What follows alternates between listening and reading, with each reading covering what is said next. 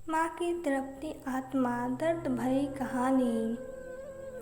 सर्दियों के मौसम में एक बूढ़ी औरत अपने घर के कोने में ठंड से तड़प रही थी। जवानी में ही उसके पति का देहांत हो गया।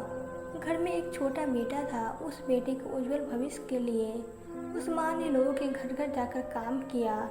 काम करते करते बहुत थक जाती थी, लेकिन फिर भी आराम नहीं करती थी और हमेशा एक बात याद करके फिर काम में लग जाती थी कि जिस दिन बेटा लायक हो जाएगा या कमाने लग जाएगा उसी दिन आराम करेगी।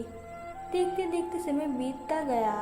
वह बूढ़ी हो गई और बेटे को एक अच्छी नौकरी मिल गई और कुछ समय बाद बेटे की शादी कर दी और एक बच्चा हो गया।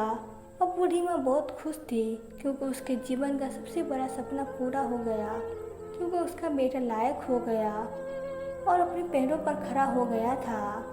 अब उसका बेटा उसकी हर ख्वाहिश पूरी करेगा। लेकिन ये क्या, बेटे और बहू के पास बूढ़ी माँ से बात करने तक का वक्त नहीं है। बस इतना फर्क पड़ा था माँ के जीवन में। पहले वो बाहर के लोगों के जूठे बर्तन साफ करती थी और अब अपने बेटे और बहू के। पहले बाहर लोगों के कपड़े धोती थी, अब अपने बेटे और बहू के। फिर भी खुश थी, औलाद तो उसकी थी। सर्दियों का मौसम आ गया था।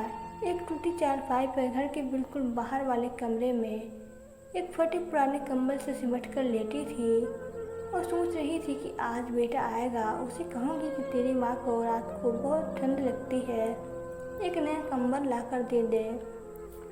शाम को बेटा जब घर आया तो माँ ने अपने बेटे से बोला, बेटा ठंड बहुत है, मुझे बहुत ठंड लगती है और बात ठंड की नहीं है, मैं बूढ़ी हो गई हूँ, शरीर में जान नहीं है, फटे हुए कंबल में ठंड रुकती नहीं है, एक कंबल लाकर दे दे।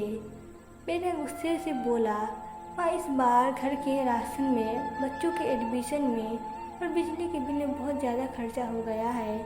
कुछ पैसे हैं जो कि बच्चों का स्वेटर लाना है, तेरी बहू का स्वर लेकर आना है।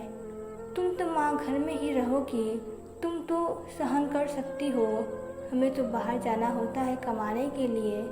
बस माँ 2 महीने की सर्दी निकाल लो, अगली सर्दी में आपको नया कंबल ला कर दूँगा। माँ अपने बेटी की बात सुनकर चुपचाप जाकर उस फटे हुए कंबल में सिमट कर सो गई।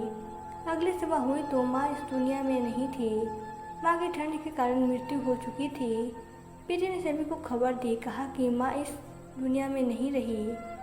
सब रिश्तेदार, दोस्त, पड़ोसी सब इकट्ठे हो गए।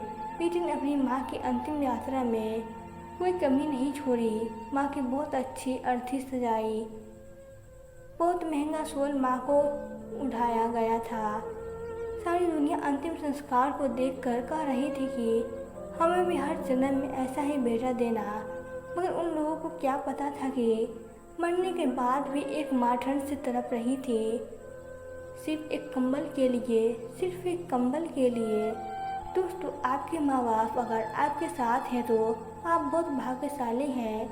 आज आप अपने जीवन में जो कुछ भी है तो उन्हीं की मेहनत और लगन की वजह से हो।